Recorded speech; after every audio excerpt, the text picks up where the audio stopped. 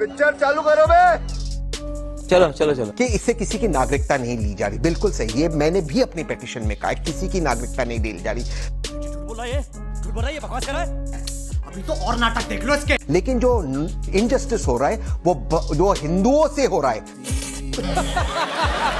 अबे साले, मेरी बात को प्लीज ध्यान से रुकिए, टोकना मत। हिंदुओं से इनजस्टिस हो रहा है, यही नहीं, अभी और सुनिए। खास करते उन हिंदुओं से जो भारत के बॉर्डर में। चुप कर बे कुत्ते। उदाहरण के तौर पे 3 मुल्कों को चुना गया है, बांग्लादेश, पाकिस्तान और अफगानिस्तान।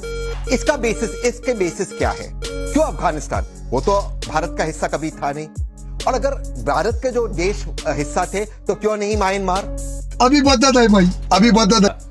तहसीन भाई को मैं बता देना चाहता हूं, आप युवा और प्रबुद्ध वकील हैं, मगर आप कांग्रेस के समर्थक हैं, तो जरा अपना ध्यान रख लिया करिए। तू समझा? हाँ।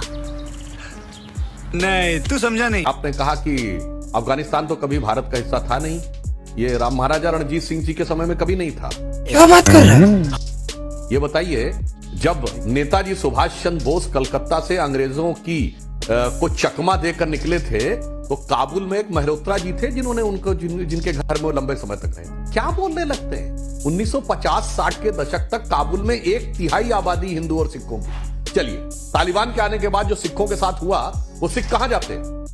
बात तो सही है। ये अफगानिस्तान के उस तरफ सीरिया जाते हैं या भारत आते हैं? ये बड़ी अच्छी बात कही आप। और सुनिए, मेरी बात नहीं है, ये अकाली दल के नेता सुखबीर सिंह बादल खुद बोल चुके हैं कि 60,000 से अधिक सिख आवेदन दिए हुए हैं, जिसमें बहुत से अफगानिस्तान के भी हैं और उन्हें सिटीजनशिप देनी चाहिए। ये फ्लोर ऑफ द हाउस पे बोले। अब मैं आपकी पार्टी को याद दिलाना चाहता हूं, मैंने जिस कमेटी की बात कही थी, 2003 की सिटीजनशिप अमेंडमेंट एक्ट की कमेटी, जिसके चेयरमैन प्रणब मुखर्जी आपके नेता थे, और ये कपिल सिब्बल उसमें सदस्य थे। कपिल सिब्बल भी उसके सदस्य थे, लालू प्रसाद यादव जी भी उसके सदस्य थे, जो हाथ से लिखे हैं कि मेजॉरिटी को नहीं देना। और सुनिए, 18 दिसंबर 2003 डॉक्टर मनमोहन सिंह ने नेता प्रतिपक्ष के रूप में तत्कालीन गृह मंत्री आडवाणी जी से कहा है कि बांग्लादेश में हिंदू और बौद्ध उन्हें देना चाहिए। बैंड बज गया।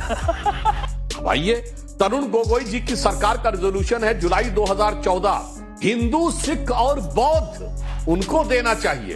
कांग्रेस पार्टी का रिजोल्यूशन है 2015, असम कांग्रेस कमेटी का रिजोल्यूशन मई 2015, वो जाके पढ़ लीजिए। रिलीजियस माइनॉरिटी को देना है।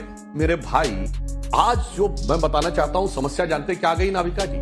जो नेताओं के बारे में ये इमेज बन गई है ना कि इनकी बात पे भरोसा नहीं किया जा सकता, वो इसीलिए बनी है क्योंकि कहा जाता कहते कुछ हैं और करते कुछ हैं। उससे ज्यादा कहने से ज्यादा महत्व होता लिखने का, लिखने से ज्यादा महत्व होता रिजोल्यूशन का, रिजोल्यूशन से ज्यादा होता संसदीय समितियों में लिखने का। साहब, सब कुछ कहते हुए, और जो डेट पे आपने आपत्ति की, तो मैं पूछना चाहता हूं, राजीव गांधी के समय में असम अकॉर्ड हुआ था, ये 1971 की डेट किस आधार पर तय की?